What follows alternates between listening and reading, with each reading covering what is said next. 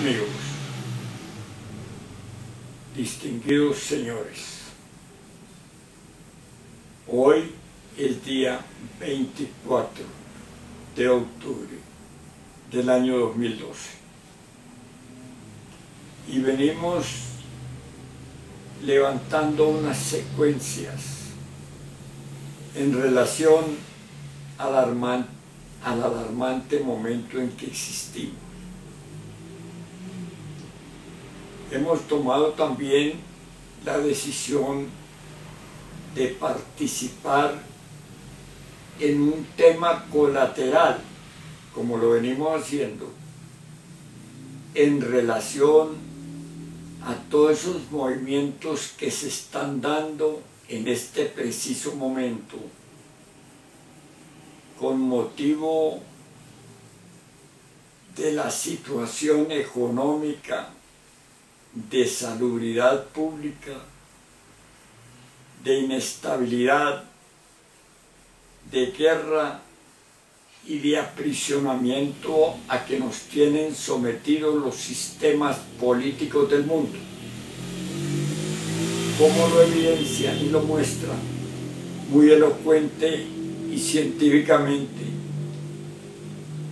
el señor Foster y su esposa, la señora Carter Gamble, y también otros medios como JL y otros predicadores, digamos, pseudo religiosos o también de movimientos que protestan ante la desigualdad que tenemos en la manifestación de la vida. Y esa desigualdad viene a constituir un motivo de gran reclamación que se viene gestando y dando ya en casi todos los países del mundo, y muy visiblemente con estos movimientos llamados de los indignados, los que empezaron hace algún tiempo por allá en España y que ahora redondean la tierra, y también cómo estos movimientos se identifican con la partición de la luna en dos, a que hacen referencias todos los videntes sobre el Apocalipsis y básicamente el gnosticismo universal, con su gran avatar Samael Aun Weor y el coordinador de su doctrina universal, ese otro genio de la época llamado el superhombre Ra Wolu.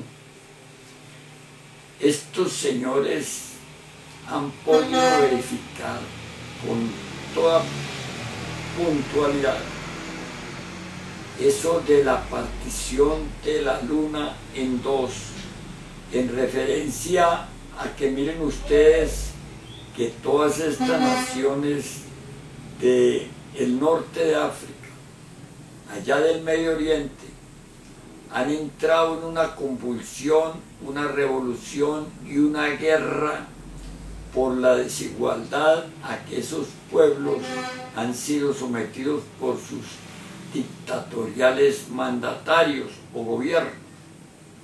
Miren ustedes cómo sucedió en Egipto hace poco, cómo al señor Mubarak, quien fue presidente por muchísimos años de ese histórico país de Egipto, a quien llamaban ya el faraón, tenía sometido ese numeroso pueblo al hambre, a la miseria, a la desnudez, a la enfermedad, a la esclavitud, mientras él atesoraba todo el mando y la riqueza de ese país y del mundo. Miren ustedes también allí en Yemen, y con esas revueltas. Mírenlo ustedes también ahí en Libia, con ese otro dictador espantoso llamado Gaddafi, quien pudo dominar, manejar, manipular, explotar y someter a ese pueblo de Libia, hasta cuando se levantó y sin armas se enfrentó a ese gobierno, al que a la postre también lo derribaron y lo sacrificaron y lo arrastraron por las calles. Y eso también tiene el antecedente de la invasión de Irak por Estados Unidos, con el cuento peregrino aquel de que tenía armas de destrucción masiva para poder apoderarse y doblegar ese imperio que estableció allá otro monarca, digamos, llamado Saddam Hussein, de quienes se correría de su opulencia a la horca. Es hasta triste, es doloroso. Y ahora nos encontramos, digamos, propiamente en esa convulsión en Siria, terrible, espantosa. Mueren cientos de miles de personas que se identifican en un proceso que se da cíclicamente, como es el de la partición de la luna en dos. Esa partición de la luna en dos significa esotéricamente que entran a partirse esos pueblos y sus riquezas entre lo que se llama tirios y troyanos, entre lo que son, digamos, ese conjunto de naciones que apoyan el encabezamiento de Estados Unidos y ese otro conjunto de naciones que apoyan el encabezamiento de Rusia. Esa partición de la luna en dos está marcada como la penúltima señal que se dará a la humanidad del fin del planeta, del fin de nuestra quinta gran raza raíz. Es la penúltima señal. Ahora falta simplemente que cierre la Tercera Guerra Mundial, no que se abra, sino que cierre. Y estamos ahí en el foco de candela. Estamos, como dice la sabiduría, sentados en un barril de pólvora y con la mecha prendida. Allí nos encontramos nosotros con esa continua amenaza de Israel y de Irán, que son como otros focos epicéntricos del mismo drama, de la misma comedia y de la misma tragedia. Y se entiende y se puede pensar que el evento de la partición de la luna en dos va a coincidir con el cierre de la Tercera Guerra Mundial, el que es con armas nucleares, el que cierra atómicamente, en el cual morirá una gran población de la humanidad entera, y el resto sí quedamos afectados terriblemente por la radioactividad. Entonces se verán enfermedades nunca vistas, entonces habrá hambre como nunca, entonces pues morirán pueblos enteros, y como se dice en ese fragor del combate, muchas grandes ciudades o metrópolis del mundo actual serán barridas del mapa. Amigos, estamos ante una crisis total y bancarrota de todos los valores humanos.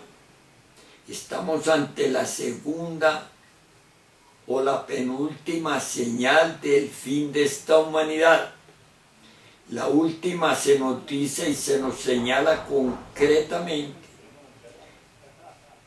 que será cuando ese superhombre de la época, ese llamado el quinto ángel del Apocalipsis, conocido como el superhombre Samael Aun Weor, aparezca como un carro de fuego haciendo llover fuego de las nubes y el hidrógeno y el oxígeno por todo el mundo. Pues se trata honestamente de estudiar, amigos, de ver que las convulsiones actuales son síntomas de las guerras continuas en que pereceremos toda la humanidad. Eso está escrito y eso es cíclico. No es que sucedió, no es que va a suceder, es de la mecánica celeste, es cíclico.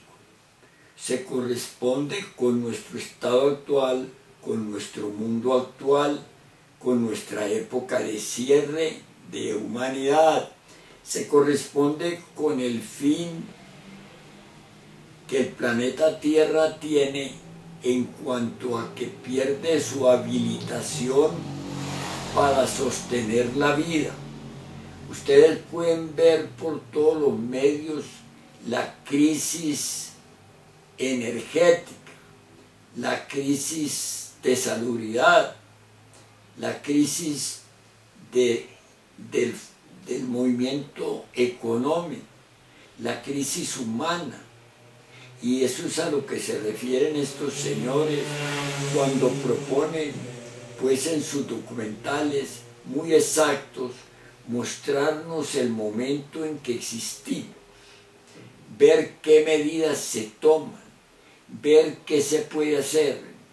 Y como decía, es envolvente este movimiento, digamos, de revoluciones, de levantamientos, de inconformidad.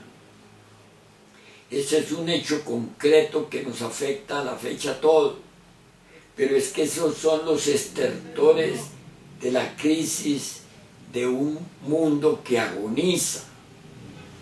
Entonces vamos a tratar de verlos de otro punto y con otra posibilidad también, no la de la confrontación. Vamos a tratar de verlos con la posibilidad de desarrollar en nosotros un estado que supere los acontecimientos en que tarde o temprano tenemos que perecer, tenemos que sucumbir, tenemos que afrontar el hecho concreto de un cierre de vida del planeta, de un cierre de vida del estado humano y de un cierre de vida de este mundo criminal en que existimos, porque así lo hemos determinado con nuestros actos, con nuestros desarrollos, con nuestros hábitos y costumbres. Vamos a tratar de ver esto con la venia de ustedes desde un punto, digamos, causal. Y para ello se nos dice y se nos demuestra que cuando uno se conoce a uno mismo, uno conoce a los demás. Es decir, cuando uno ha explorado su mundo psicológico y su mundo físico, cuando uno tiene un conocimiento integral de uno, como dicen los grandes guías de la humanidad, entonces conoce al universo y a los dioses. Por eso se dice en la cultura griega, allá en Atenas, ipse te un, conócete a ti mismo y conocerás al universo y a los dioses.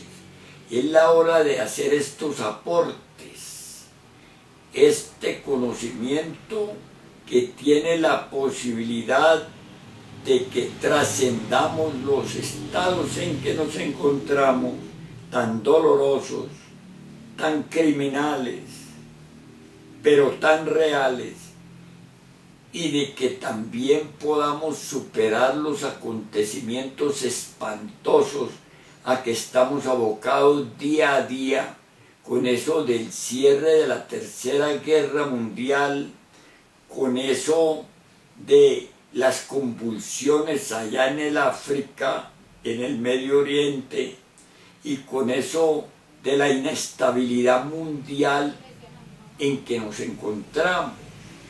Amigos, vamos pues a tratar de ver en nosotros, en una persona, cómo se desarrollan las cosas para poder entender que todos los grandes guías de la humanidad antigua señalaron con precisión matemática estos tiempos y que desconocerlos es, digamos, el colmo de los colmos, digamos, del escepticismo, de la negación humana, de la vida misma.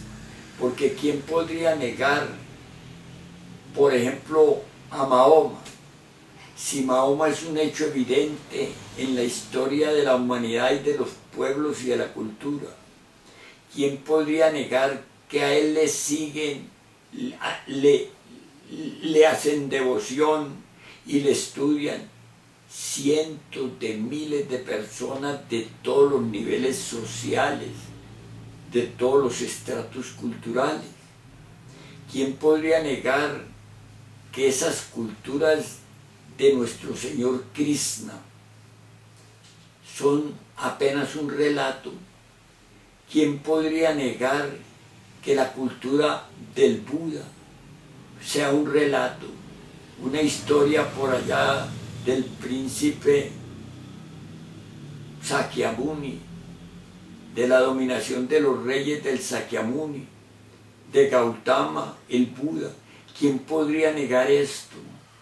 ¿Quién puede atreverse a negar que millones y millones de personas de todos los niveles del conocimiento saben y practican, digamos, sus culturas, sus comportamientos y proponen de alguna manera un mejoramiento humano, que proponen, digamos, por lo menos que la persona sea una entidad que pueda convivir en paz? ¿Quién podría negar la aniquilación budista, que es, digamos, la médula de su doctrina? O ahora, digamos, vámonos pues más acá, o digamos, volvamos hacia, digamos, a Moisés. ¿Quién podría refutar la realidad del Moisés del Sinaí? ¿Quién se atrevería a eso? Si es que aquí para verificar y garantizar una cosa basta con un testimonio o dos, o por lo menos también miren ustedes que hasta presuntamente se define una cosa. ¿Quién podría negar la evidencia irrefutable de un hombre que fue del pueblo, que lo vemos allí pisando barro con los israelitas, y más adelante por sus desarrollos en el conocimiento del proceso hacia el superhombre, alcanza esa dignidad, ese magisterio, esa soberanía del superhombre llamado pues Moisés? ¿O quién pues podría negar el testimonio abrumador que hay de Jesús de Nazaret y de su gente, de sus apóstoles? ¿Quién lo podría negar? ¿Quién podría decir que eso fue una fábula? Que ese no fue un hombre que caminó por las calles entre los hombres, y que ese era nada menos lo que es y lo que siempre ha sido el Hijo del Hombre, que esa es la expresión viva de la naturaleza que produce la manifestación de vida llamada la naturaleza Cristo? Es que somos muy ignorantes en las cosas. ¿Quién podría negar eso? Yo me admiro al leer, francamente, al ver, por ejemplo, ese libro extraordinario de Eclesiastés del sabio Salomón, el sabio Salomón, hijo del rey David. Personajes extraordinarios que superaron la condición lamentable nuestra, que pasaron por aquí un día, hace 3 y 4 mil años, allá en la Babilonia antigua, que tuvieron ahí sus casas y hablaron en sus hogares y hablaron en sus plazas y hablaron en las calles y en los caminos, y que mostraron cómo correctamente se puede trascender el estado de dolor en que existimos. ¿Quién los puede negar, Señor? Es que no se trata de una corriente religiosa o de otra, no se trata de un orden fanático o de un orden, digamos, de la ciencia materialista del escepticismo. Se trata de hechos concretos, se trata de gente que vivió con nosotros y como nosotros también un día,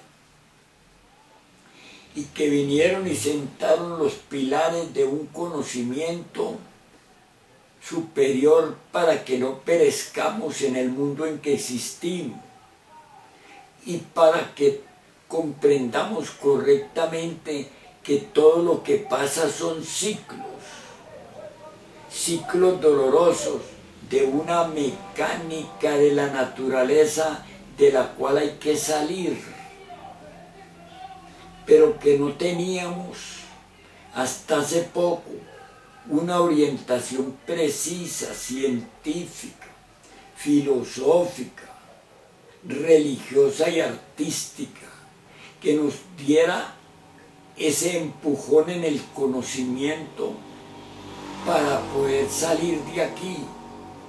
Y digo hasta hace poco, hasta que vino ese portentoso superhombre de la época, ese que tuvimos también aquí entre nosotros, ese cuya obra habla de él, ese de cuyo cultura hay millones hoy de estudiosos, de investigadores, de gente luchando por realizar en ellos ese estado humano, ese llamado Samael aún peor, ese avatara de la era que nos trae como misericordiosamente una tabla de salvación en su cultura realizada en él, llamada la divina gnosis.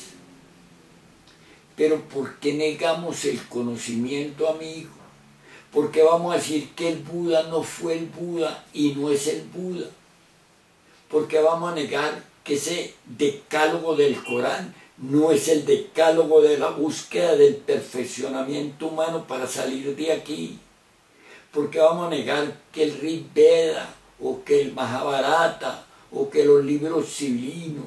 ¿Por qué vamos a negar que la Biblia no es un tratado de alquimia que produce el desarrollo de un comportamiento superior a nuestra condición actual? ¿Por qué vamos a negar que esta cultura que nos trae este superhombre de la época, acompañado de ese otro superhombre llamado Ravolú, que dieron su vida aquí, a quienes yo conocí personalmente y traté y compartí con ellos? ¿Por qué vamos a negar la evidencia de un proceso que le abre la puerta a la humanidad para trascender el estado bestial en que nos encontramos? Es una realidad. ¿Por qué lo vamos a negar? ¿Con base en qué? En nosotros es una verdadera ceguera. En nosotros es verdaderamente un fanatismo. Es la negación de las negaciones.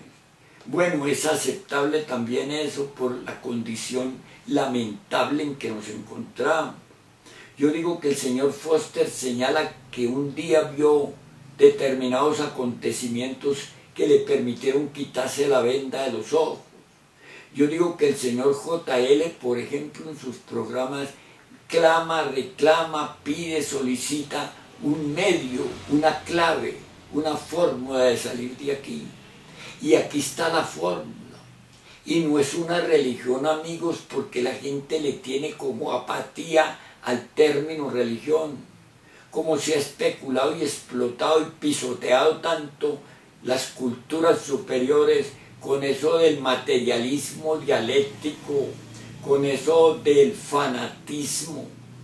Entonces ahora no se creen las cosas, ahora ni viéndolas creemos, viendo la realidad actual de la crisis en que existimos, viendo que vamos precipitadamente en los estertores de la agonía de nuestra madre tierra al fin, y ni aún así aceptamos una tabla de salvación.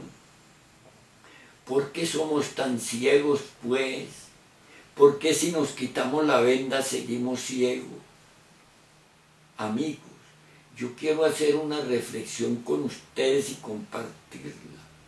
Y obviamente aceptarlos a ustedes como apóstoles de las causas que son perdidas, porque son cíclicas, tienen que darse, se dan porque tienen que darse, pero dolorosas, criminales, cruentas. Nos invitan pues a la negación de ellas, nos invitan a la no participación, nos invitan a cerrarle el paso en nuestra condición de reclamantes de igualdad. Y tenemos razón en reclamar. También el ganado, cuando lo ceban y lo engordan en los campos, lo engordan para sacrificarlo. ¿Y qué dirá el sentir de los animales cuando van llevados allá al matadero? ¿Qué dirán ellos? Nos engordan y nos matan y nos devoran. ¡Qué destino cruel! ¿Y qué pasa con nosotros? También estamos en la dehesa, también nos engordan para devorarnos. De todas maneras nos devora la naturaleza. Amigos, vamos pues a poner en evidencia un hecho concreto que es completamente investigable, que podemos verificar, pero que para verificarlo tenemos que salirnos del plano donde nos encontramos, porque nos encontramos en un plano, como vengo diciendo, que va de lo conocido a lo conocido. Y para poder verificar estos eventos se necesitan de otros desarrollos que están perdidos aquí, como lo dijeron siempre los grandes guías de la humanidad. Veamos, por ejemplo, en otro minutico que ustedes me concedan, a quien yo admiro tanto, a quien yo respeto tanto, en quien veo que sus palabras son una realidad concreta y evidenciable, a ese gran profeta, a ese superhombre llamado Salomón Rey. Salomón Rey era un hombre como todos nosotros, repito y digo, pero en quien se permitió dar el paso del conocimiento por su desarrollo, a alcanzar niveles insospechados para la humanidad, a alcanzar ese nivel de hombre y de superhombre, porque para llegar a hombre hay que partir de aquí, de donde estamos, amigos, y nuestra condición no es la del hombre. Y si partimos de aquí, porque alguien nos señale concretamente el camino, como lo piden y lo reclaman. Si partimos de aquí, partimos del animal racional hacia el hombre, y después del hombre partimos hacia el superhombre. Estos señores, estos guías, estos pilares de la humanidad hicieron eso. Eso hizo Moisés, eso hizo el Buda, eso hizo Krishna, eso hizo Quetzalcóatl, nada menos que el lobo solar. Eso hizo nuestro Señor Jesús de Nazaret. Eso hizo Pedro, Pablo, Santiago, Daniel, Elías, Marcos. Eso hicieron todos.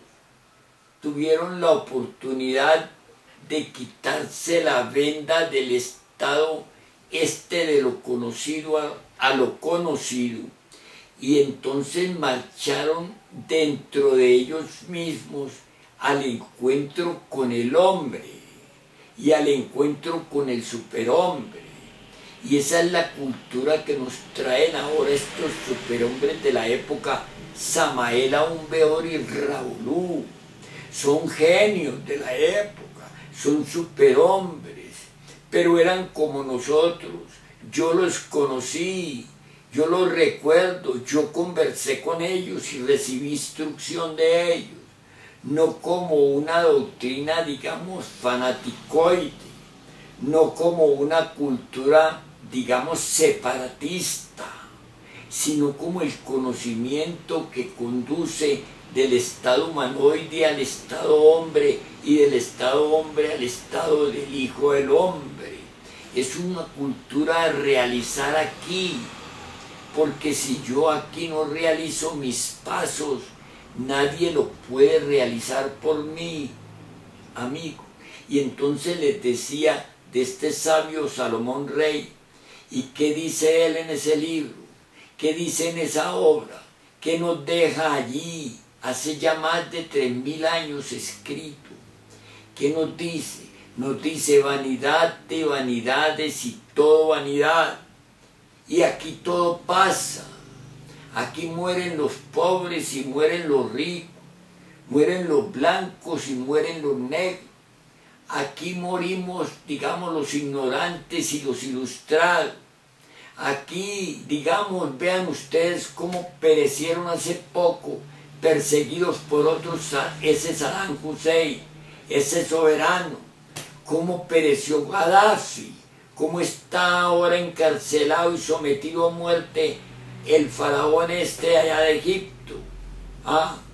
Cómo pues la gente en medio de su poder y su riqueza también está sometida a una cruel muerte y desaparición.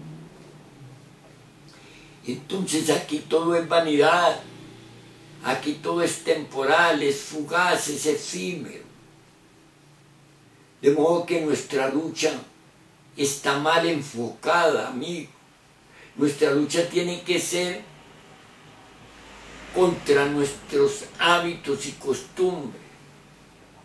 Nuestra lucha es contra nuestro estatus psicológico expresado aquí en nuestra condición física. Nuestra lucha es contra nuestra propia ignorancia y nuestro propio estado de animales bestializados. Esa es la lucha. La lucha no es contra el mundo propiamente, sino contra mí mismo. Si nosotros tenemos, digamos, la respetabilidad que merece, la dignidad, la cultura, la altura que merece, darle crédito a Jesús de Nazaret, a nuestro Señor el Cristo, que es esto algo pues inconcebible cuando se menciona.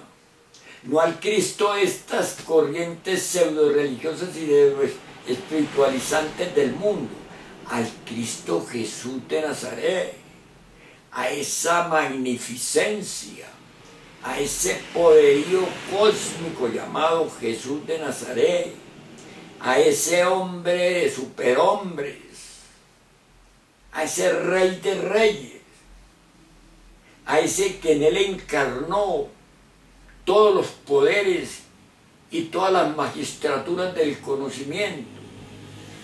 ¿Y él qué dice?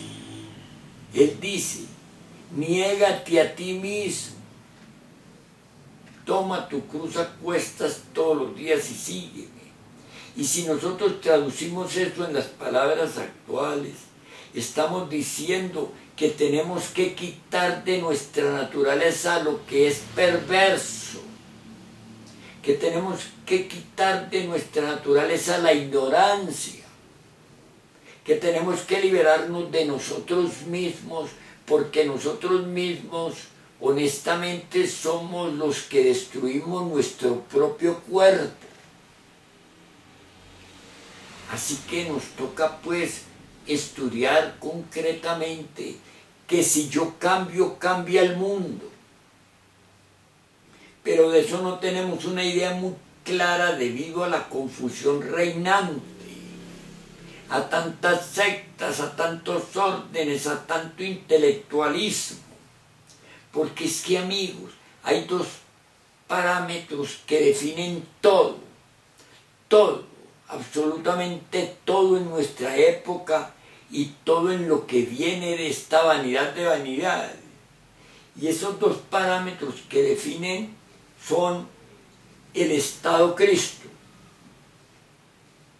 Cristo no es un hombre ni humano ni divino. Cristo es un estado. Es la sustancia primordial y primorosa que produce la vida. Que estas sectas que nos precedieron y que nos cultivaron son fanáticas y ciegas 1000 por 1000, que proponen negar justamente el desarrollo posible del hombre al estado Cristo. Amigos, qué bueno es conocer y compartir estos principios. Cristo es un estado de perfección y de pureza que es la vida. Cristo y vida son la luz. Es algo a lo que hay que llegar si es que queremos redimir la condición de la vida nuestra. Hay que llegar, y para llegar es realizándolo, es trabajando esta tierra que es, digamos, aquello a que el Creador en el Génesis dice: en el principio Dios creó los cielos y la tierra. La tierra es este organismo, y de eso podemos hablar y podemos señalar concretamente los sucesos, cómo se llega, cómo se hace, cómo es que conquistamos esta tierra, cuál es esa luz, etc. Pero nos desviaríamos. Entonces, mis amigos, se trata de cambiar nuestra naturaleza terrible, temeraria y criminal que tenemos establecida aquí. Pero para ver aquello de otra manera. Porque si cambia la persona, si cambia el individuo, cambia el mundo. Entonces yo no puedo irme contra el mundo, porque el mundo es todo ese monumento, es todo ese desarrollo, es todo ese volumen. Sería como irme contra el océano. Más que irme contra el océano, irme contra la naturaleza de las cosas. Es una muralla invencible, es una muralla inmodificable, porque simplemente se mueve de un lado a otro, como si un rinoceronte se volteara de un lado para otro. Sigue siendo rinoceronte. Amigos, vamos a mirar las cosas con un poquito más de exigencia. Y les decía que Salomón Rey dice, Salomón Rey nos enseña: vanidad de vanidades y todo vanidad. O sea que aquí no hay nada que valga la pena. Aquí no hay nada que justifique sacrificar la existencia en función del mundo. El mismo gran Kabir, nuestro Señor el Cristo, dice: el que amare al mundo a mí me aborrece. Y dice: mi reino no es de este mundo. Bueno, amigos, para no mortificarles con esas citas que ustedes conocen, pues quiero concretizar una idea.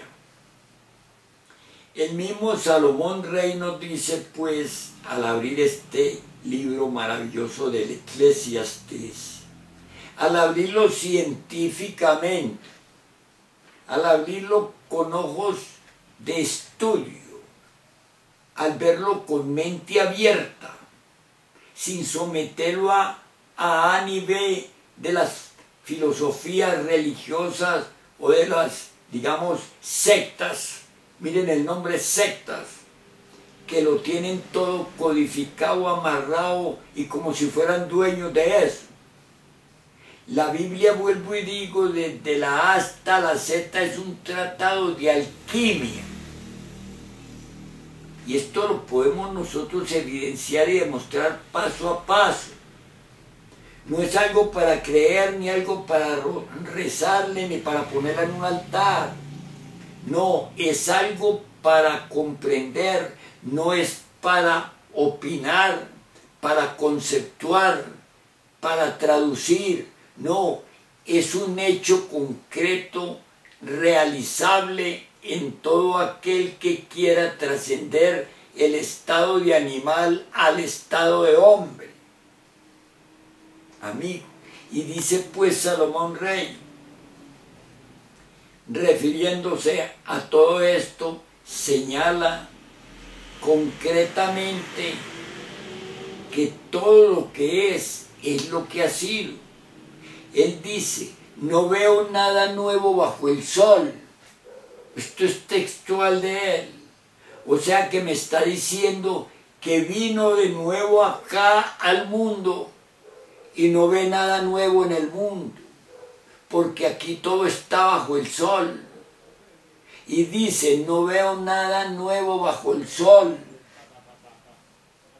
O sea que conoció de otros mundos, de otras épocas y de otros movimientos que llegaron también a este mismo punto en que nos encontramos. Nada le llamó la atención, ni bueno ni malo, ni día ni noche, ni poderosos ni mendigos, ni países soberanos o países humillados, ultrajados y sometidos.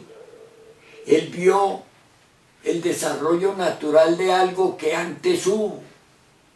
Él vio la Atlántida, él vio la Lemuria, él vio, digamos, los hiperbóreos y los polares, y seguramente vio de otros rayos de la creación las humanidades que hubo antes. Y por eso viene y dice, no veo nada nuevo bajo el sol. Y nos dice, por ejemplo, ¿qué provecho tiene el hombre de su trabajo con que se afana debajo del sol? Generación va y generación viene, generación va y generación viene, generación va y generación viene, y la tierra permanece. Él nos hace un círculo en que todo aquiete la mecánica de lo que está sucediendo, en que todo aquí es lo mismo, que no hay nada nuevo, que la bomba atómica no es nueva, ni los viajes interestelares son nuevos, ni los científicos son nuevos, ni tampoco los fanáticos son nuevos, que nosotros somos los mismos criminales de siempre, ahora en otro tiempo, con otro cuerpo, pero los mismos. Y vamos a ver por qué somos los mismos, amigos. Para concluir, vamos a ver por qué somos los mismos. Vamos a tomar, por ejemplo, una persona, con la venia de ustedes. Voy a decirles literalmente cómo suceden las cosas. Nace una persona, nace un niño. Ya vimos cómo se fecunda y cómo se gesta y cómo sale a este vientre de la madre tierra, a este vientre portentoso de nuestra madre tierra, y cómo allí pues al nacer se meten en él unos principios que no sabemos bien cómo es que sucede eso. Es que no conocemos nada de nosotros mismos, y como no conocemos nada de nosotros mismos, estamos involucrados ahí en una guerra sin cuartel, en una vida sin prosperidad, en una vida que no puede medrar, en una vida que no puede florecer.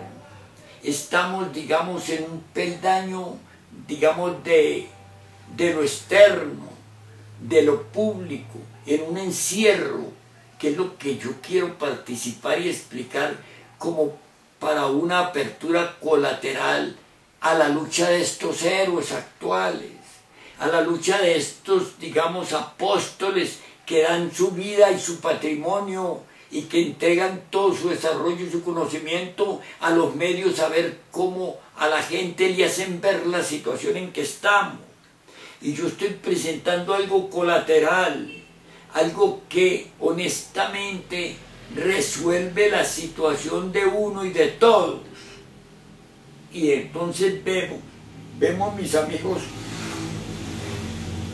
cómo una persona nace, crece, pues normalmente se cultiva, cómo se desarrolla, se reproduce, cómo envejece, entra pues de la evolución a su otra cara, que es la involución, y muere. Ahora vamos a ver qué es lo que pasa con esa persona. Vamos a verlo siquiera puntualizado literalmente.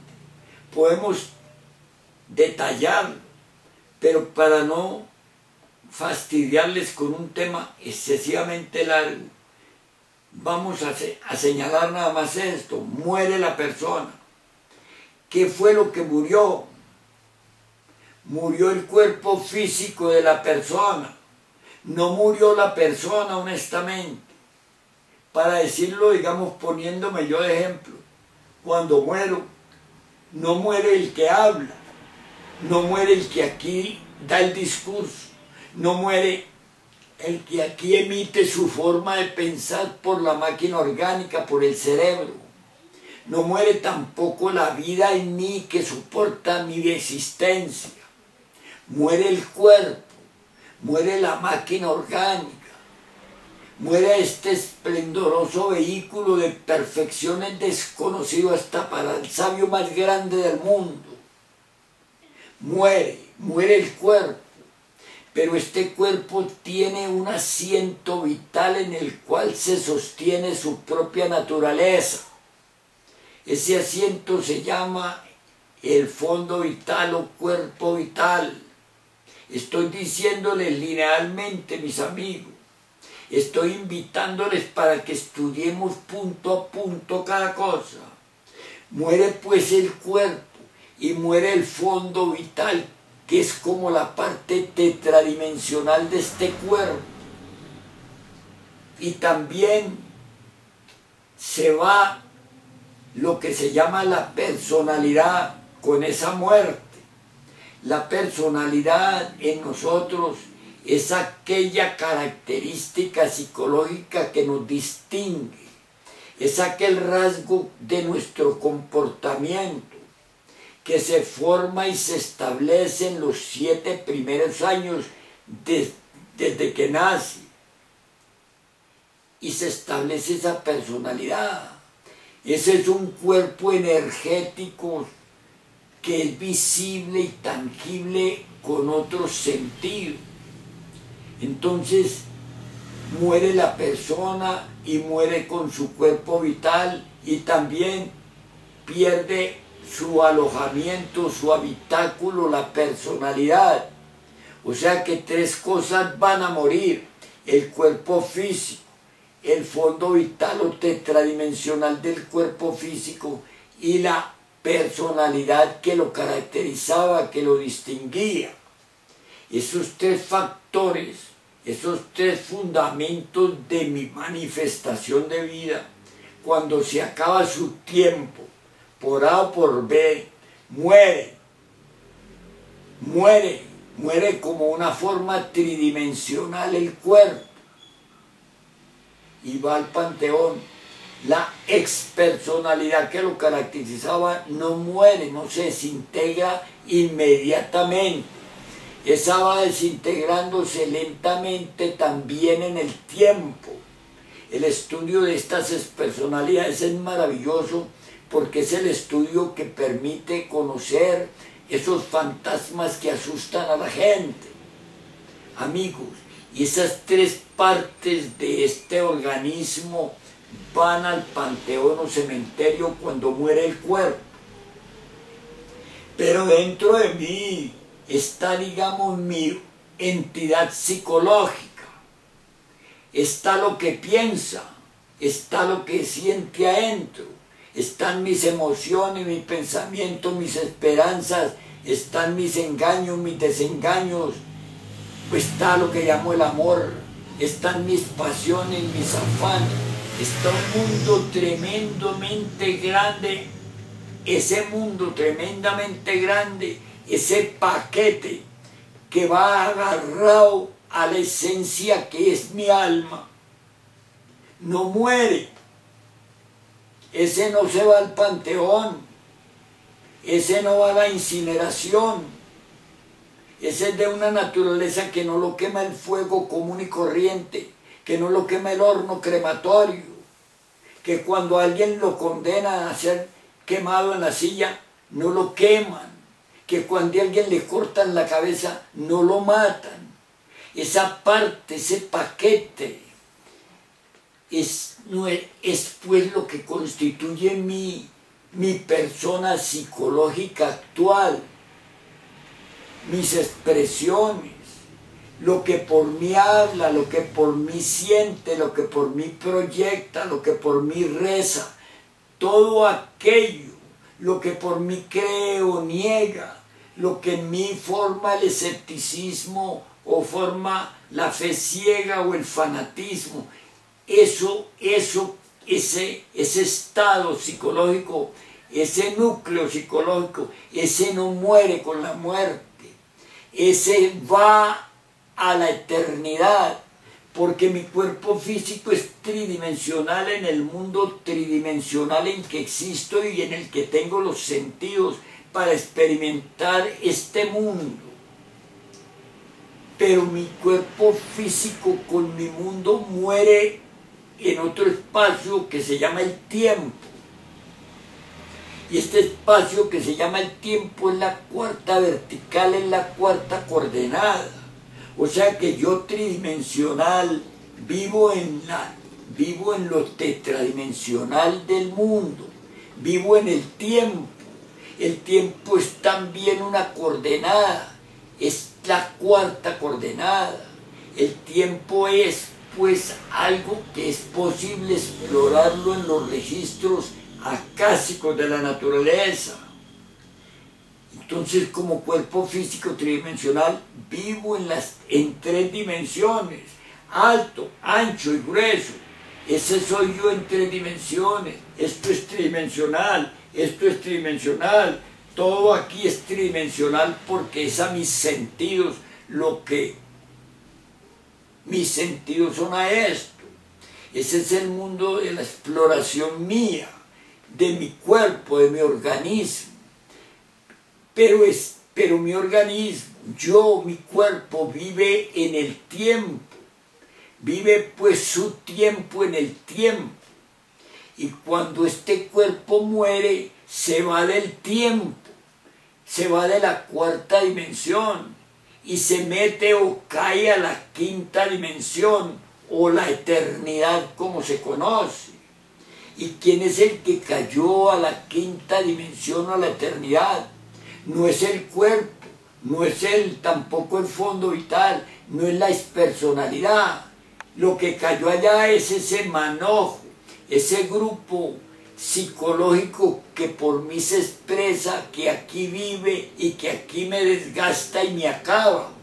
Y ese grupo está adherido a la vida misma que produce la manifestación, a esa luz que se llama la esencia. Esa luz que se llama la esencia es arrastrada por esa condición temporal y circunstancial de mi psicología a la quinta dimensión o eternidad. Y con el decurso de la manifestación de la vida, es que la vida es algo que no entendemos. Con la manifestación de la vida,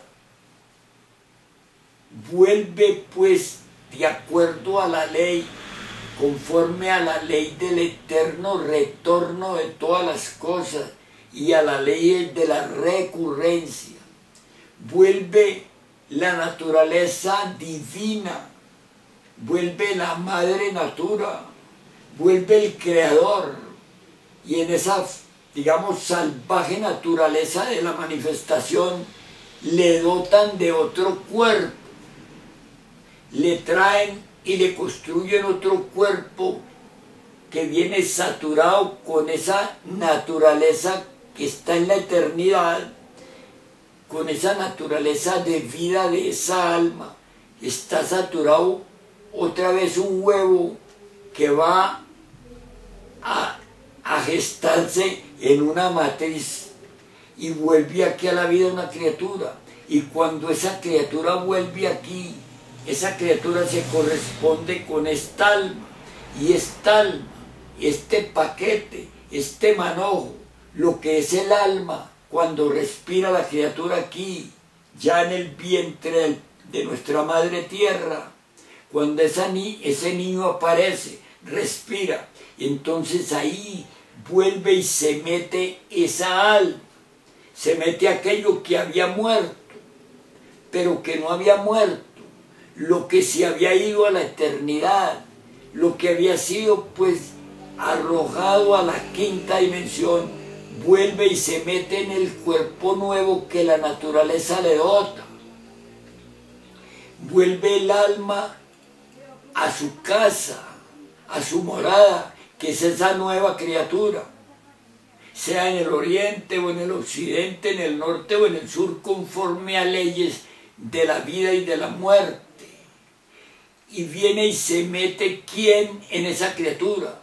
Se mete otra vez la misma alma, esa misma esencia, y adherida a ella vienen las legiones llamadas el ego, el mí mismo, el sí mismo, recurrente, viene y poco a poco se va estableciendo en el cuerpo que se le dio a esa alma, en esa criatura, y otra vez a los 7 años ya están establecidas las 7 legiones, llamadas la ira, la codicia, la lujuria, la envidia, el orgullo, la pereza y la gula, como fundamento de esa nueva personalidad en esa criatura. Y vuelve y juega, como dice, vuelven las mismas leyes y las mismas cosas que traía de la vida pasada, más las consecuencias, y vuelve y se incorpora en otro tiempo, en otro momento, en otras circunstancias, a continuar sus desarrollos que había dejado en la existencia pasada. Y esa rueda es interminable, esa rueda en primera instancia, que es la rueda mecánica de la naturaleza, la rueda alegorizada de alguna manera en la evolución y la involución del arcano 10 de la Cábala. Esa rueda termina en primera instancia cada 108 veces. Tiene pues derecho esa alma a ir y venir, a vivir aquí, a sufrir aquí, a disfrutar aquí, como le toque, y volver y morir y volver y nacer 108 veces en primera instancia. Y esa es la recurrencia y el retorno de todas las cosas. Por eso Salomón Rey viene y encuentra que aquí somos los mismos de siempre, con las mismas bestialidades, con los mismos crímenes, con los mismos, digamos, verdugos de los gobiernos y los ejércitos y los asesinos, y esos cuerpos de la medicina que embrean, que esos cuerpos de la dominación económica que todo lo manejan y que han convertido estos 7.000 millones de personas en su objetivo de producción y consumo, de enriquecimiento y dominio. Ese es el mundo, mis amigos. Ese mundo es el mismo que hubo hace 1 millón de años y 20 millones de años y 100 millones de años. Somos las mismas almas, mis amigos, los mismos principios relegados aquí, que no hemos pasado al estado humano, que no hemos pasado al estado hombre, porque toda la estructura del anticristo nos lo impide, porque el anticristo es el anticristo. Cristo es el estado de la posibilidad de liberación de nuestro estado al alcanzarlo, al desarrollarlo aquí. Pero el anticristo es el opuesto estado de fuerza tenebrosa que nos retiene, que nos contiene, que nos impide, que nos degenera para que no demos la nota consiguiente para que de aquí nazca el hombre, así como está consignado en Juan 3. Amigos, ¿cómo puedo pues señalarles esta repetición mecánica de vida y muerte? Y volveremos sobre el tema y lo miraremos detenidamente.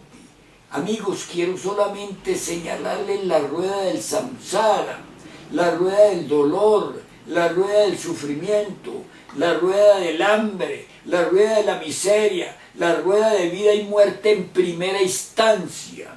Es decir, en primera instancia me refiero a 108 existencias. Y cuando esas 108 existencias terminan, obviamente termina el tiempo de vida en el planeta Tierra. Porque la Tierra no puede vivir sin nosotros, ni nosotros sin la Tierra. La Tierra es nuestra madre, la Tierra es nuestro vientre, es donde nacemos y crecemos y vivimos y morimos. Por eso Cristo dice, de aquí no se va ni una tilde ni una jota sin que se cumpla la ley. Estamos atrancados, estamos amarrados, estamos prisioneros de algo que se llama el anticristo. El anticristo es una fuerza portentosa, poderosa, tenebrosa, que a toda costa propone explotarnos, escurrirnos, exprimirnos, licuarnos, acabar con nosotros antes de que de aquí se dé la posibilidad de salir hacia hombre. Porque salir hacia hombre es salir hacia la muerte del anticristo. Y el anticristo es el intelectualismo.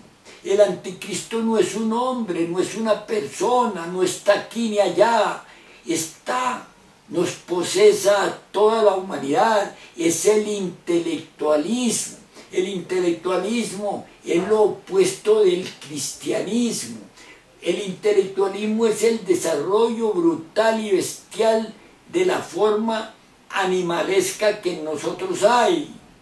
Amigos, creo que de esta manera he hecho el esfuerzo con la venia de ustedes, con la gracia de ustedes, de mostrarles la mecánica de la vida.